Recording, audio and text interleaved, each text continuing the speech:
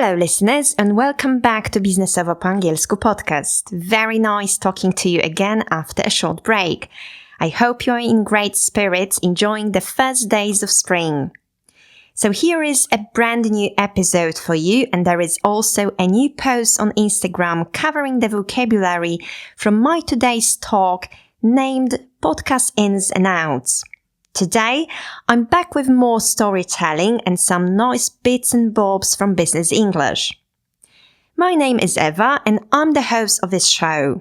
I'm a professional English teacher and every day I run online English lessons with students living in Poland and abroad. And of course now, I really hope that this podcast becomes a valuable resource for all of you, helping you build confidence and master business English in an engaging way. Well, as usual listeners, there must be a little moment for my little chat with you. I must tell you, there's been a lot happening in my life recently, mostly because my husband and I made a pretty big decision a while ago. Those who follow me on Instagram already know that very soon we are moving to a different place in Poland. After 20 years of living in Warsaw and after a few years of trying to find our perfect place, searching for a home somewhere in the mountains, we somehow ended up choosing the exact opposite, Gdynia, on the northern coast of Poland, which was a totally spontaneous decision. I know that many of you might not believe it, but this is exactly what happened. One day we went to Gdynia, we saw our new home, fell head over heels in love with the place, and over the weekend we made up our minds to change our life for Gdynia.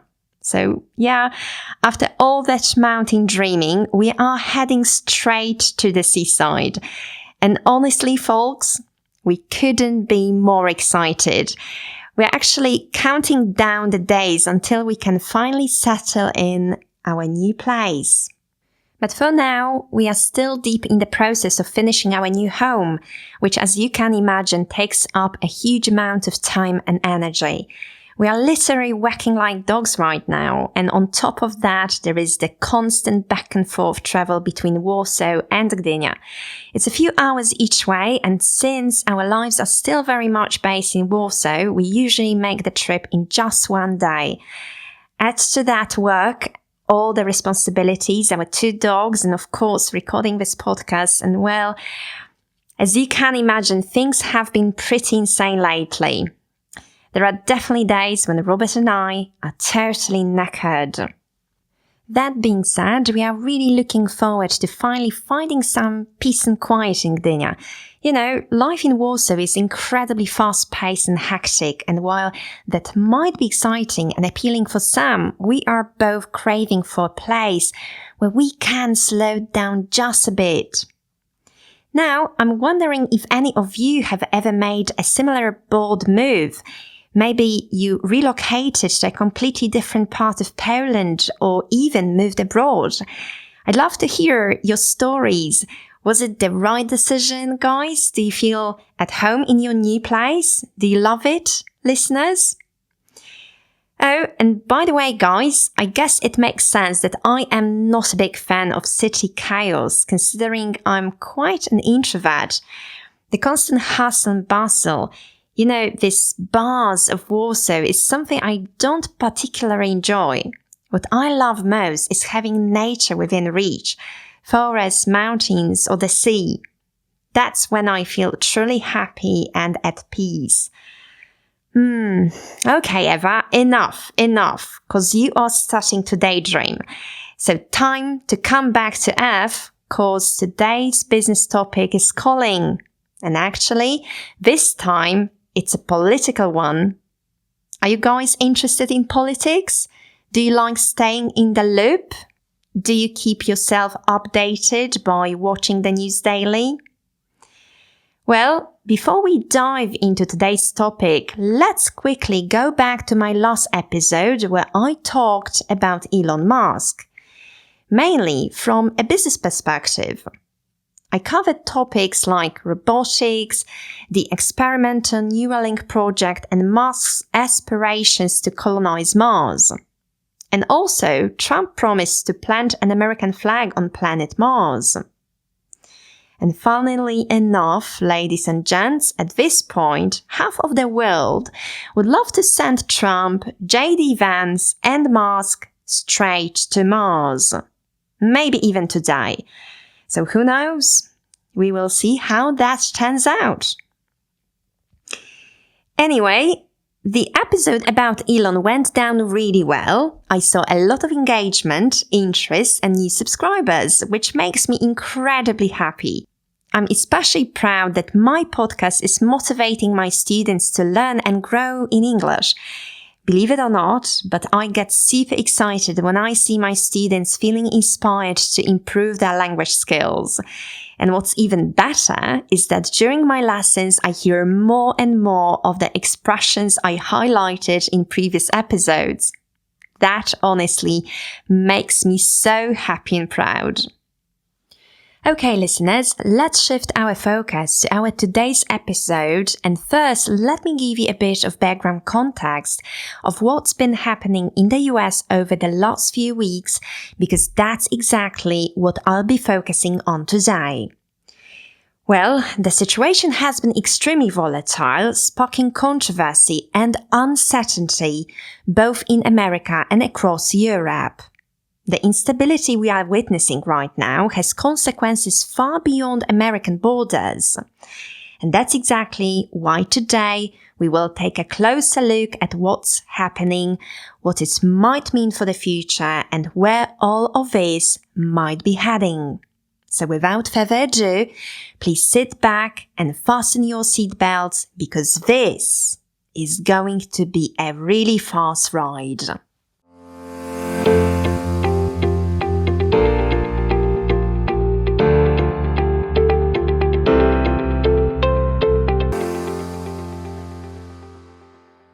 Last time when I recorded my podcast, it was just before a wave of bombshell news started shaking America. And when I say bombshell, I really mean it. Every single day over the past few weeks has felt like an earthquake, one after another. Well, there are moments in history where you can feel the tectonic plates of power shifting under your feet. And honestly, so much has happened recently in the US that if I wanted to cover everything, I would probably be talking for hours. But today, I will focus on the key events that I hope will help paint a bit clearer picture of the current situation. And also, let's not forget, this podcast isn't strictly about politics. However, let's be real. It's almost impossible to separate business from politics entirely. The two are deeply intertwined, and whether we like it or not, political decisions have an undeniable impact on global markets, industries, and economies. So with that in mind, I hope you will not only find today's episode insightful, but also pick up some useful business English vocabulary and expressions that can be applied in both political and corporate discussions. However, before I immerse into this period of chaos and turbulence, let me leave you with a few questions that will guide our discussion throughout this episode. 1. Which recent events in the US have raised serious concerns about the state of democracy? Why are people now openly discussing whether America is shifting towards autocracy or even oligarchy? 2. Is Elon Musk becoming America's most powerful unelected official? If so, what could this mean for democracy worldwide? 3. Is Elon Musk's radical cost-cutting in government a necessary reform or reckless destruction? 4. Are we entering an era where billionaires dictate global politics? To begin with, I want to share an odd little tidbit about Donald Trump that got people talking. In February, the official White House accounts on X and Instagram posted an identical graphic depicting Trump wearing a crown against the New York City skyline with the caption, "Long live the King."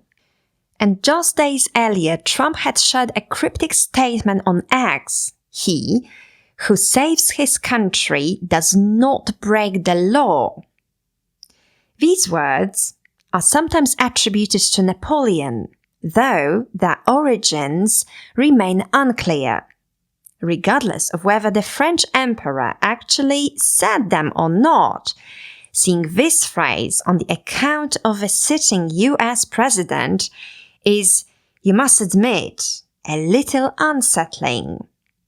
After all, under the US Constitution, the president is meant to enforce the law and govern within its limits, not position himself as an imperial figure above the law. One of the first moments that made jaws drop came when Trump openly called Zelensky a dictator and even suggested that Ukraine started the war with Russia. And he didn't stop there. He escalated things further, claiming that Zelensky had done a terrible job and accusing him of refusing to hold elections during the war. So for many, this was a clear message that Donald Trump was siding with Putin, a move that led to massive backlash. So now let's take a second to unpack this, because in my view, suspending elections during wartime is completely reasonable. We are talking about a country under constant missile attacks, entire cities destroyed, millions of people displaced. So how exactly are they supposed to hold elections in these conditions? Ukraine is literally fighting for survival. It's not about delaying a democratic process. It's about the fact that elections can't take place when half of population is either at war or seeking refuge. So basically, Trump made it sound like Zelensky was some kind of power-hungry leader clinging on to control.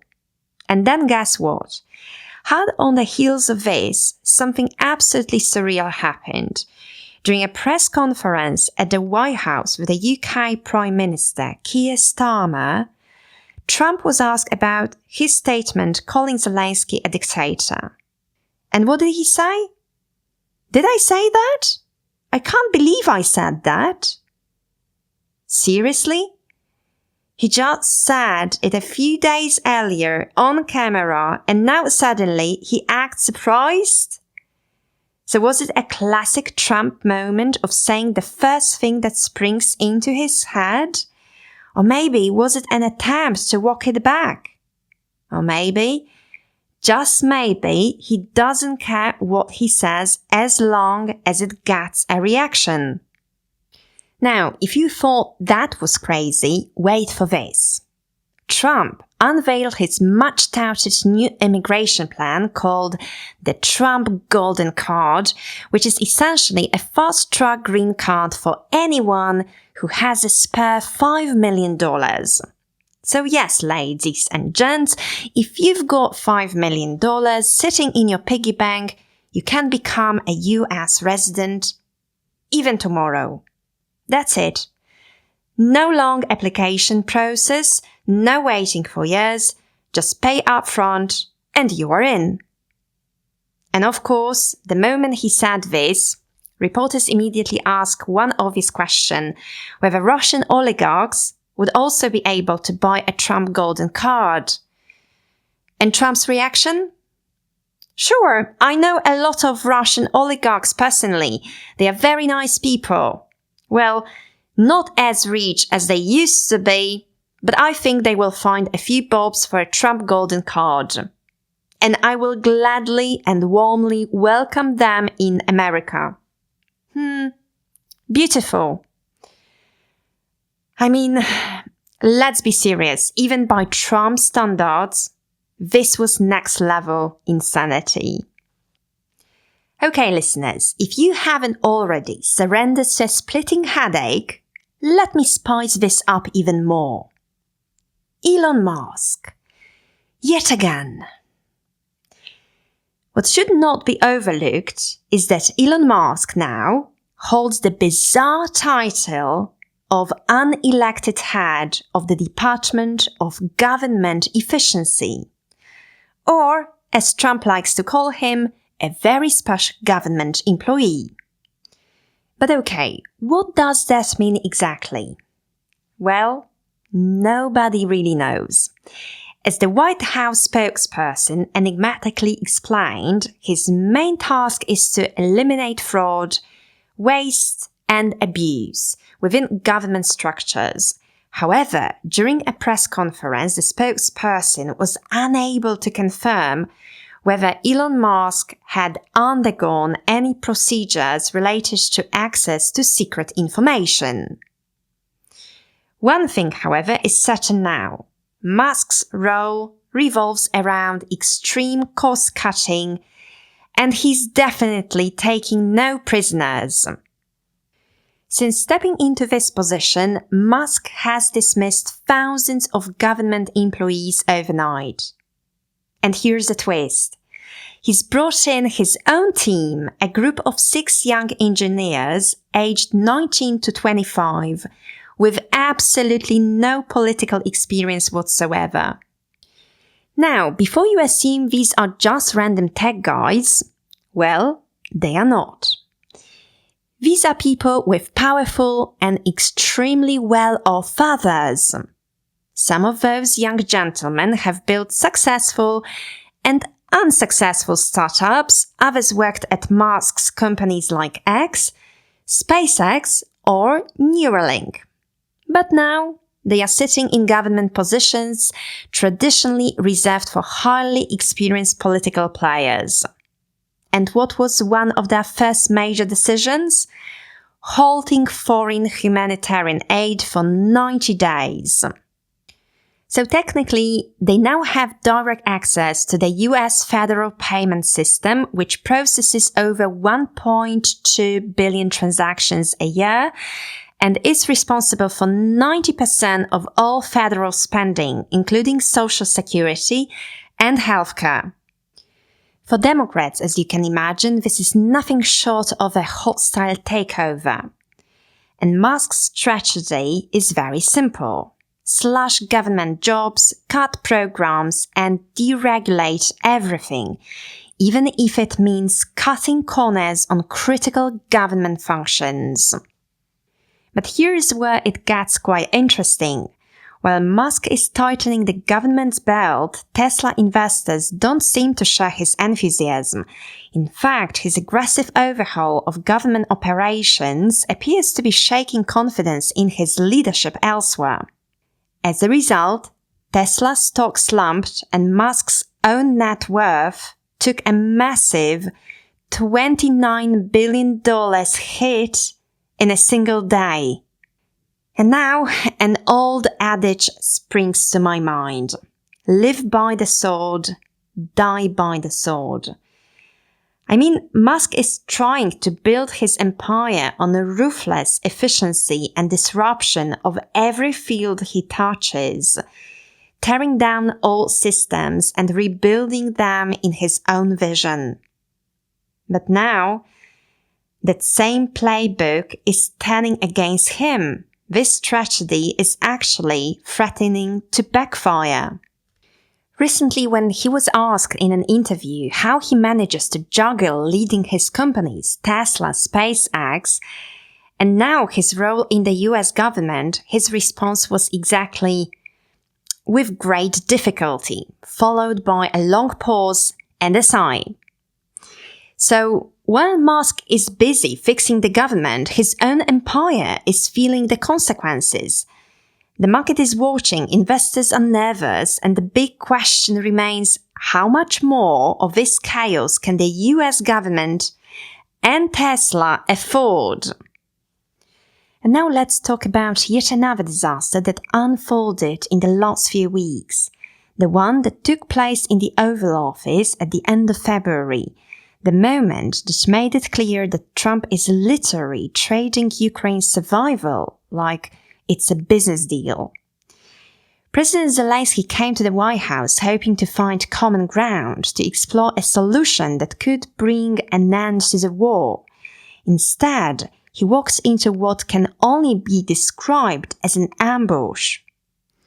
First, Trump and J.D. Vance, one of his closest political allies, mocked Zelensky for not wearing a suit. Quote, "Why aren't you wearing a suit? Do you even own a suit? Seriously? A man leading a country at war walks into the White House, desperately seeking solutions, and this is what they focus on?" The level of disrespect was absolutely shocking. Then Trump and Vance attacked Zelensky for being too demanding and not thanking America enough. And this is where I need to pause for a second, because from what I remember, Zelensky has thanked the US a gazillion times on every single occasion possible. He's constantly expressed gratitude for American support.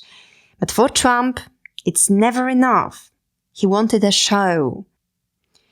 The entire situation was tense and hostile, with no effort to build bridges. And many saw this as an attempt to humiliate President Zelensky. Instead of discussing a way forward, sadly, the meeting turned into a spectacle. And as if things couldn't get any worse, Trump himself summed it all up at the end, saying that this whole scene would make for great television. So when you take a moment to digest it, you realize that a foreign leader pleading for support to save his country gets ridiculed and dismissed, and Trump's main takeaway is that it will make great television. After a tense back and forth, Zelensky left the White House alone without even being formally seen off. Think about that. The president of Ukraine, the man leading the fight against Russian aggression, was treated like an inconvenience. Well, anyway, right now, as I am recording this podcast, dear listeners, it seems that Trump and Zelensky have already managed to align their perspectives on the war in Ukraine. This is largely tied to the minerals deal that was one of Donald Trump's main objectives. However, as we all know, an agreement between Trump and Zelensky is not enough. Since Russia is the aggressor, the ball is in Putin's court right now. And this is where things get complicated again, because Trump's objective doesn't necessarily align with Putin's objective. So how should the world react to Trump's increasingly monarchical approach to power? Should we dismiss it as just another display of his ego? Or should we take it as a genuine threat to democracy and global stability? Well, one thing is certain. These are questions that go far beyond the US. Trump wasted no time in expanding his control over the government. His executive orders have strengthened presidential power at the expense of independent institutions, Congress, and agencies that were originally designed to function autonomously. Although Donald Trump once distanced himself from so-called Project 2025, his actions suggest that this radical blueprint for changing the US government is already in motion. The plan aims to give the president full control based on the idea that all executive power should belong to the president. So this obviously challenges the current system where independent agencies operate without direct orders from the president. Basically, Project 2025 sees these agencies as obstacles that should be removed. And where is Congress in all of this? Completely paralyzed by fear? As Vanity Fair recently pointed out, Republican lawmakers are terrified of standing up to Trump, knowing very well that opposition could end their political careers. Anyone who dares challenge him risks being replaced by mega-backed candidates heavily funded by Elon Musk. From my perspective, listeners, the real question isn't just whether the US is changing right now. It is how far this transformation will go. And here's another one. Is President Trump's administration really striving to make America great again for average citizens, or perhaps for the wealthiest ones, or even worse, for Russian oligarchs? So what about you guys? What do you think? What is your perspective here? Have they gone off the deep end? And in your view, should the American government take measures to keep Donald Trump and Elon Musk in check? Let's just hope it won't bring too much destruction. And now, listeners, after my long talk today, I want to take you, as always, to the next part of this episode, where I'll highlight a few expressions I use in today's talk. Well, I only hope I can make it to the end, because sadly, I've caught a cold, and as you can probably hear, it's affecting my voice pretty badly. So I sound a little like deaf warmed up.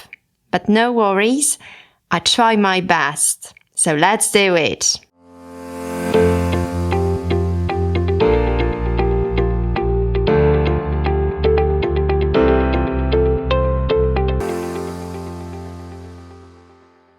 One, hard on the heels of something. This idiom means that something happens immediately after something else, usually in a way that feels urgent or directly connected.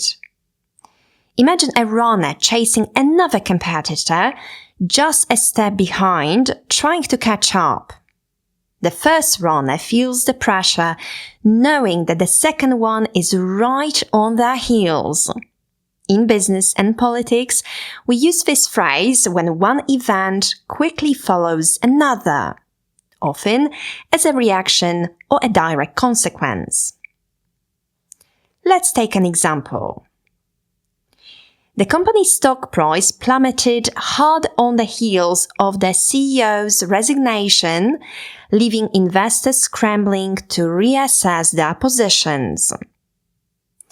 Or another one. The Prime Minister's speech came hard on the heels of a major scandal. So in short again, something happens right after something else. 2. Walk back something. This phrasal verb means to retract, soften, or modify a previous statement, decision, or policy, usually after realizing it was a mistake or facing significant backlash.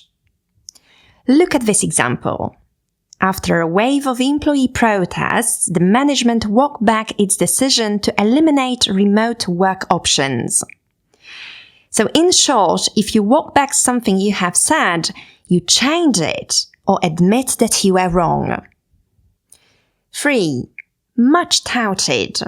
If something is much touted, it means it has been heavily promoted or hyped up, often with exaggeration. Think of a salesman promising that a product will totally change your life, only for you to realize later that it's just another marketing trick. Take this example.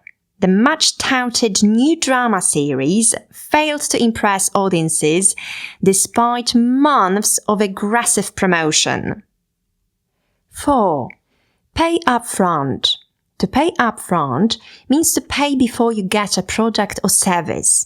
Imagine going to a restaurant and having to pay for your meal before they even bring the food. In business, however, this can show trust. If a company asks for upfront payment, it might mean they are confident in their service. But sometimes it's about security. Suppliers may ask for upfront payment if they worry that the customer won't pay later. How about this example? Freelancers often require clients to pay upfront for at least a portion of the project to avoid non-payment issues. 5. Cut corners. This idiom means to reduce costs, effort, or time by using cheaper, faster, or lower quality alternatives, often in a way that sacrifices quality, safety, or ethical standards. In business and politics, cutting corners can lead to short-term savings, but long-term consequences such as reputational damage, legal issues, or operational failures. Example. The construction company cut corners by using cheaper materials, which later led to major safety issues. Or another one. In an effort to reduce government spending, the Trump administration is cutting corners by downsizing federal agencies or eliminating programs deemed unnecessary, often facing massive backlash. 6. Overhaul. To overhaul means to completely change or improve something to make it work better. In business, an overhaul can bring big changes to how a company works. In politics, it can mean rewriting laws or changing how the government operates. Example: the government announced an overhaul of the tax system to simplify regulations and close loopholes. 7. Blueprint. A blueprint is a detailed plan or design for how something should be built, structured, or implemented. In business, it often refers to a certain strategy. In politics, it can refer to policy frameworks.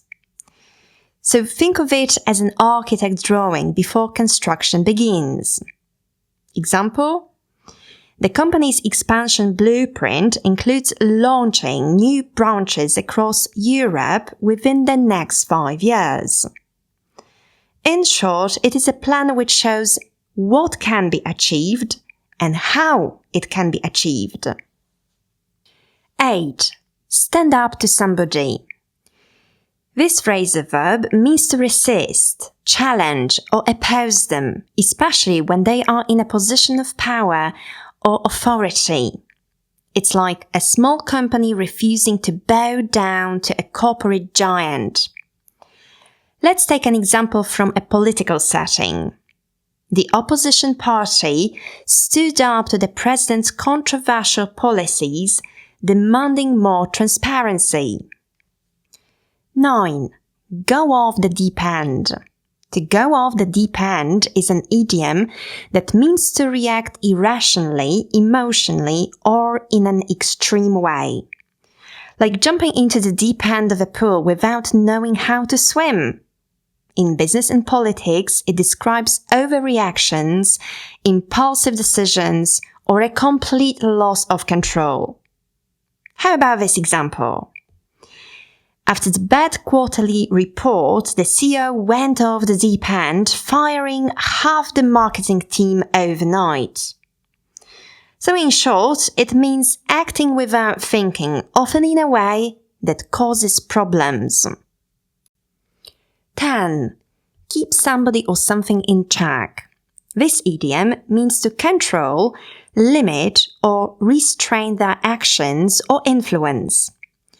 It's like holding the reins on a wild horse. In business, it applies to cost control, employee discipline, or competitive strategy. In politics, it's about maintaining balance and preventing overreach. Let me give you 2 examples. The finance department implemented stricter budgeting policies to keep unnecessary spending in check. And another one. As Elon Musk takes bigger and bolder risks and clashes with political figures, some lawmakers and regulators are now looking for ways to keep him in check. Okay, good listeners, I hope my talk today gave you some food for thought. I'm really curious to hear your thoughts and insights. If you have any opinions to share, they are always more than welcome. Drop a comment and let me know what you think. Any responses would be absolutely fantastic. I'm also hopeful that you've picked up some interesting expressions today. I'm confident that many of them can enrich both your general and business English.